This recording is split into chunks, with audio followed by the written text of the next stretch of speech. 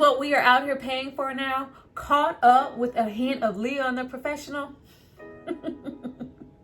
I love y'all for real.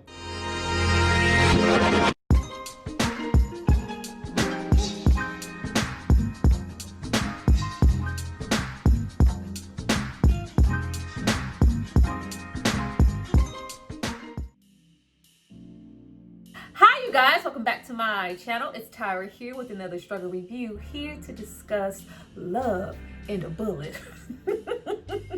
Now this movie is from 2002 and it stars Treach.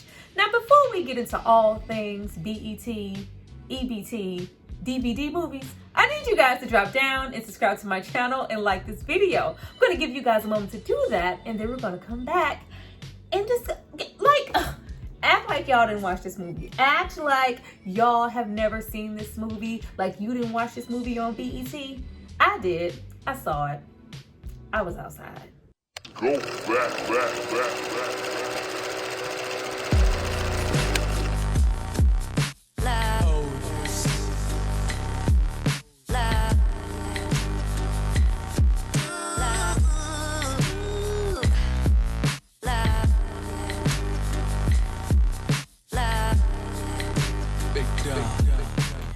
You guys have hopefully subscribed to see more of me. Let's get into this movie. But before we jump into the video, I have to give a shout out to the person who paid for and requested this insanity.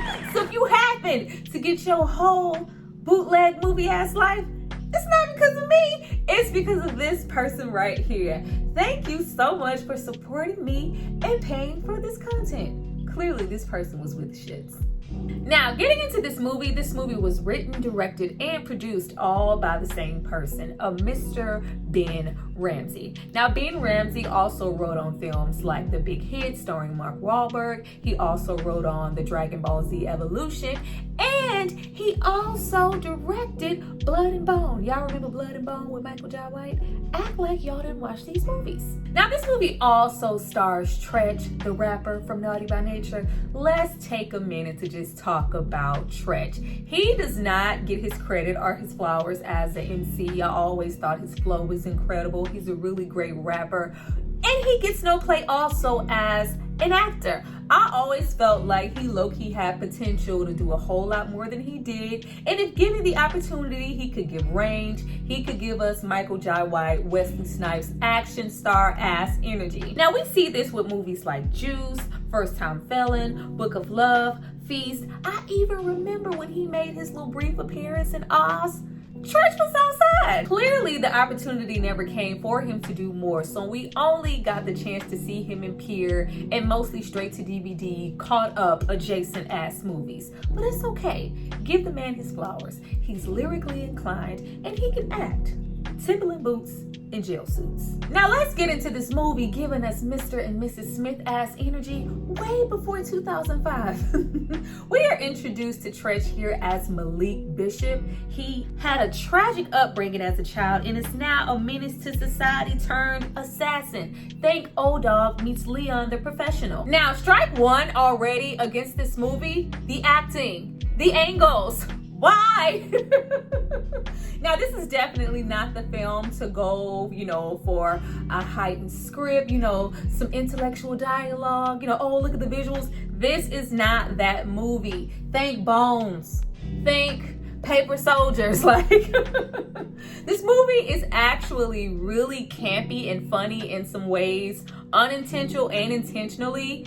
We have Treach clearly taking his role really, really serious as a hitman, as an assassin, as a professional. And then you have characters like Frenchie and Pretty Nate giving Pretty Ricky what they called him. Portrayed here by Pam's boyfriend from the Cosby Show, Slide. Straight up seriously giving, gotta slow down, baby, when you're hitting them corners. I almost feel yak on this $500 ass suit. It's very much giving Pinky, very much over the top, very much the Mac, chicka baby ass energy, like, just so campy, just hilariosity territory. But there are moments that you will find yourself laughing and enjoying this film. How can you not, when we have actors not giving any real dialogue within the script and just every other word being motherfucker? Because if a motherfucker try a motherfucker like me, a motherfucker gonna get stretched out. You understand what I'm saying, motherfucker? I was like, motherfucker. We literally get full-on tutorials on how to be a professional killer. We don't shoot like this, we shoot like this, you know what I'm saying? Treach is hamming it up, taking this role really seriously. Malik is so much of a professional killer that he moves up from being a low-level henchman to a little drug dealer to the man, the white man in charge, Damien. Now, in my opinion, this is when the movie starts to get better. The writing starts to push through a little bit more, that comedy becomes stronger, and it's just a stronger story as a whole. We go on this journey with Bishop becoming a real professional Leon type killer. You know, he's in training, and we get introduced to all kind of assassins with a different set of skills. We meet Buddy, low-key giving Danny Glover I'm too old for this shit, lethal weapon ass energy. He's full of wisdom and makes a mean ass cappuccino. We also meet the Black Power Ranger, Cisco. Not this Cisco, that Cisco. Giving very much Zach. I was so excited to see his little ass. I was like, yes, morphin' time, morphin' time. Go Power Ranger. Let's go outside, yes. Bottom line, Malik feels like he has finally found his tribe after being a loner all his life. Now, honestly, after the first 20 minutes of this film, the movie is not that bad. As I said, it's campy, it's funny. Now, the script is not this movie's strong point, but I love the humor in it. And we also get some cameos from Peppa. Seems like she was supposed to have a bigger role, but some things were cut. But the movie does try to have a little substance, a little character building with, you know, montages of each different assassin, just to low-key show us what Malik will be up against later. But the movie is strong. When it comes to Malik's character, he is a very likable character. Malik is very hard and seems to only have one weakness: soft, angelic, innocent females like Damien's girlfriend, Little Miss General Hospital herself. Yes, come outside, put on my stories. I ain't missing my stories for nobody. Okay, grandma. Now, I do wish that the storyline had built up her character a bit more and she did get a little bit more screen time, since the dilemma that he has in his film is whether or not to cure her later on. We do spend a lot of time with the boss, Damien, and his low-key racist antics, his ridiculous ass speeches, and him having the crew kill people for obnoxious reasons. But just with the stronghold that she was supposed to have in the story, I wish she got more screen time. But it's cool, because with the dilemma, that brings us to the last time he felt this way. We get into Helena, aka Lashana from Hot Boys. Y'all remember when Silk the Shocker was acting his ass up in Hot Boys? I gotta get my girl out. I gotta get my girl out. She ain't built to be in there. I gotta get my girl out of jail. Anywho, I always thought she was really pretty. She really kind of low-key looks like Vanity to me. Very, very beautiful woman. But she is just as much as a cold-blooded ass assassin as Malik is. It is pretty much love at first sight. A match made in heaven, an opportunity for Malik to feel love and affection that he's never felt before in his life. We even get to hear Malik's best rap. We get to hear Malik's best line. Malik's best Mac.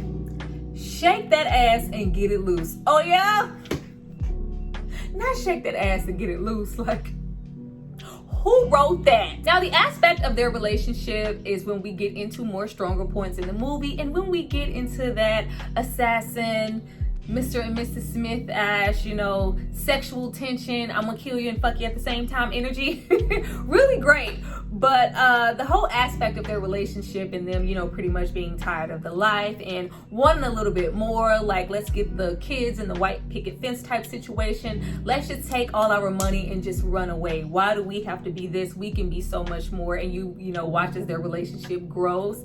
Absolutely love it. Because I don't want to end up like Buddy, who I love and respect, but you know, this is a bullshit job. I'm too old for this shit. Buddy is a representation and an older symbol for what Bishop can become. He is disgruntled. He is dissatisfied. He, like Bishop, respected and expected more from this low-key racist ass boss, Damien. But I'm never going to be that from this company. I'm never going to move up.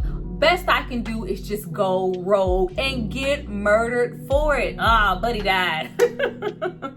But this puts the battery in Malik's back even more to get away. We even get a real live, intense ass striptease, low-key sex scene from Treach. I'm like, not the thing. Like, now low-key via the movie and just personal expectations, I feel like Treach probably has a mean stroke game. He was married to Pepper for a long time, and I just feel like to come into Sandy's boudoir, you gotta push it real good. Now, the ending of the film is very much so a choice, but still well thought out all at the same time. We do have a lot of things going on. We have Damon just feeling some type of way about his girlfriend and maybe her cheating, so he's put on call to maybe kill her in the end. When low-key, he's already felt, you know, like she's the exception. She's an angel dropped from heaven. Like, how am I gonna bring myself to kill this innocent woman? But we also have hilariosity thrown into it because we have Malik not only prepping to run away with confirmation that this is a bullshit job and Buddy being dead, but you know, he's cooking Thanksgiving dinner for Helena, all while he's being occupied to do a hit right in that moment that is just filled with pure comedy, the ham hock greens cornbread of it all. But this is low-key a distraction because his boss, you know, wants to keep Malik under his thumb, so he is plotting to kill his girlfriend Helena the assassin anyway. But what are we gonna do? We can't really expect a whole lot from this film, especially when we get into Kent Masters' character not having a word of dialogue until we're literally over an hour into the film.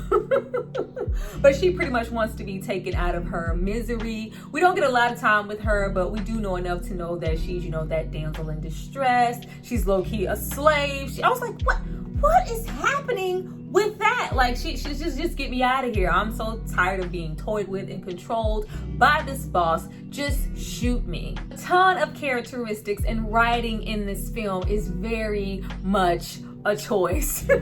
We even have Treach decide to be, you know, a bigger man, grow a little bit. It's not all about me. I'm going beyond this. I'm going so beyond being selfish and being a loner and being just a hitman that I'm going to take her out of her misery and kill her, even though I know that this is going to rain down on me and all of the assassins, the team, Damien, are going to all be on my ass. We even have that happen and have Damien go from giving I have a dream hilariosity Martin Luther King speeches to showing his true colors and downright calling Malik, you trash, monkey, baboon, nigger, like,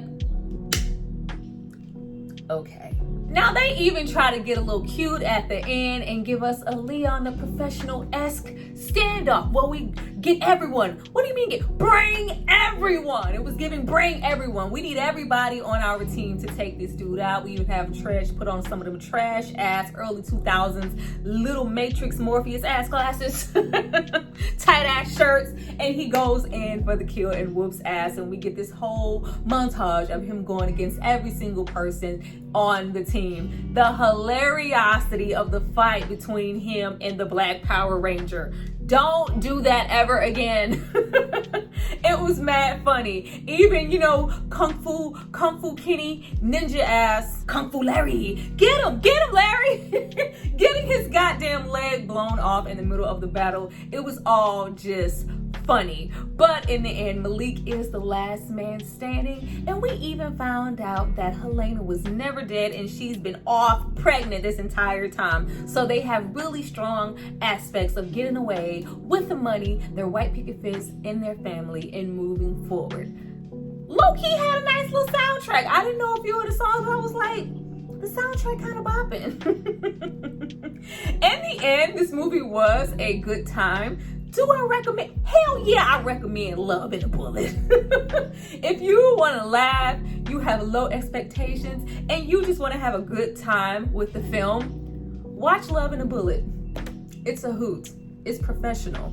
It's Timberland boots and jail suits. Well, you guys, that was my review for Love and a Bullet. I hope you guys enjoyed it. Please drop down and tell me what you thought about my review. Thank you so much for watching this movie. You guys and the requests that you have get more and more interesting as time goes by. Thank you so much for supporting and going for me so hard. I look forward to reading you guys' comments. I see you guys for my next video. Bye.